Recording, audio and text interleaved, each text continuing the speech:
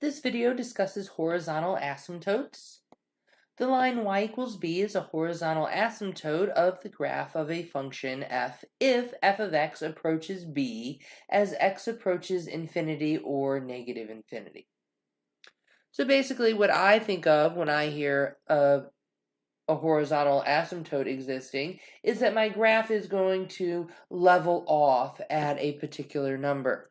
So here I have 6 different pictures of how horizontal asymptotes can look. As x approaches positive infinity, f of x approaches some number b, or as x approaches negative infinity, f of x approaches some number b as well. So one of the ends of our graph has to level off and tend towards this horizontal asymptote. Our graph is not going totally horizontal. It is getting closer and closer and closer to this asymptote. One thing I want to point out, though, is that a horizontal asymptote can be crossed. We learned that vertical asymptotes could not be crossed. However, if we look at our 2 pictures on the right, it is possible that our graph crosses a horizontal asymptote, but then one of the ends has to come back and tend towards that horizontal asymptote. Horizontal asymptotes imply that a function approaches a constant value as x gets large in either the positive or negative direction. And we should only be having one horizontal asymptote when graphing rational functions. Vertical asymptotes, we can have multiples, but horizontal, we just have one.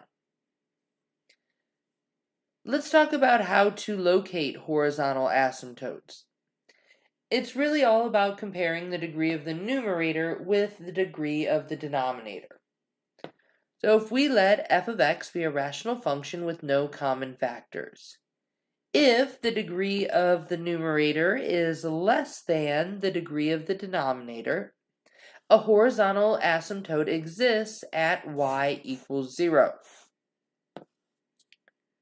The reason that would happen, let's see an example here where the denominator is a greater degree than the numerator. So if we had something like x over x to the 5th plus 1, as you plug larger and larger values in for x, since the exponent in the denominator is much larger than the exponent in the numerator, when you plug those numbers in and raise it to the 5th power, those numbers are going to get large much faster than the numbers in the numerator. So we're going to have a fraction with a small number in the numerator, but a big number in the denominator. Think about what happens to the overall value of a fraction when the numerator stays small, but the denominator gets bigger and bigger and bigger. The overall value of this fraction gets smaller and smaller and smaller, and eventually it's practically going to be 0. That's why we end up having a horizontal asymptote at y equals 0. The numerator staying small, denominator's getting really big, makes the overall value of the fraction get small. The next situation we have is when the degree of the numerator is equal to the degree of the denominator. When that's the case, a horizontal asymptote exists at y equals the ratio of the leading coefficient. So, for example, if we have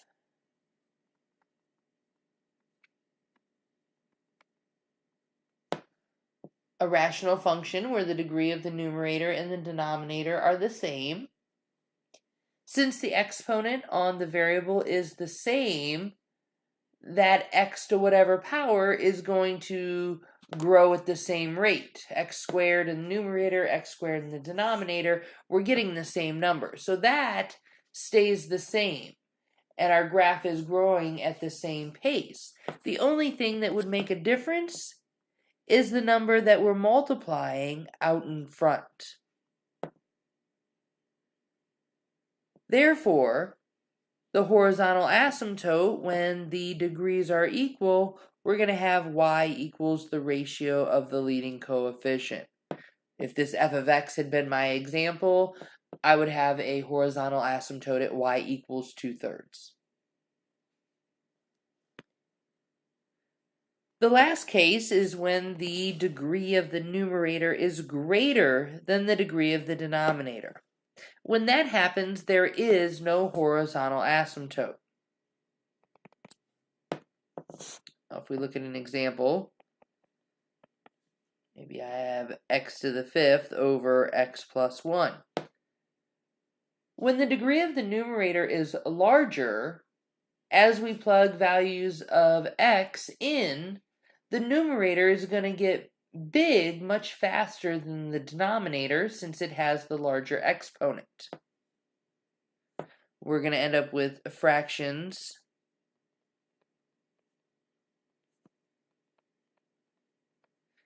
that look like this. Well, as the numerator gets larger, but the denominator stays small, and it could get a little bit bigger. The overall value of the fraction just keeps growing. It never levels off to a particular number because the numerator is growing so much faster than the denominator.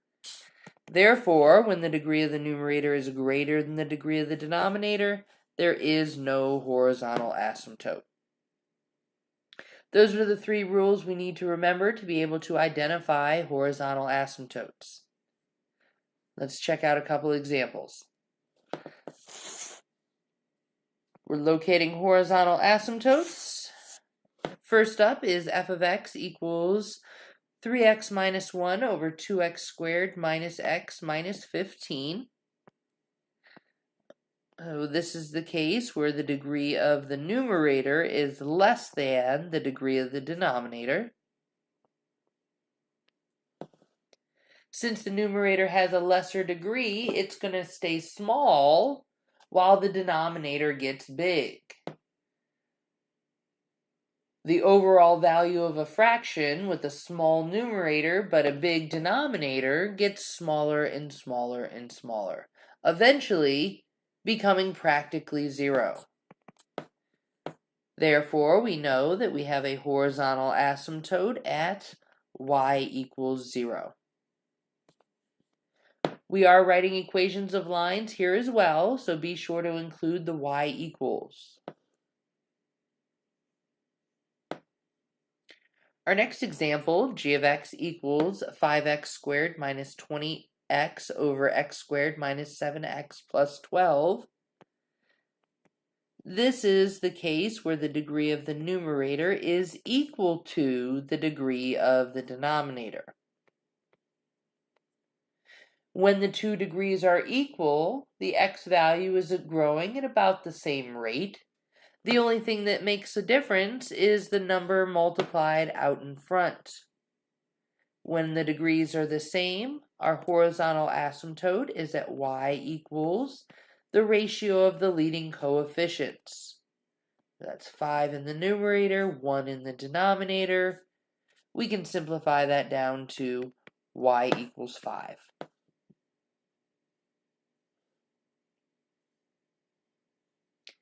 Lastly, we want to find the horizontal asymptote for h of x equals negative x to the 3rd plus 7x squared plus 3 over x squared minus 2. This is the case where the degree of the numerator is greater than the degree of the denominator. That means that the numerator of the fraction is going to get real big while the denominator stays relatively small. The overall value for a fraction when it has a big numerator and a little denominator is that it keeps getting bigger. Therefore, this function has no horizontal asymptote.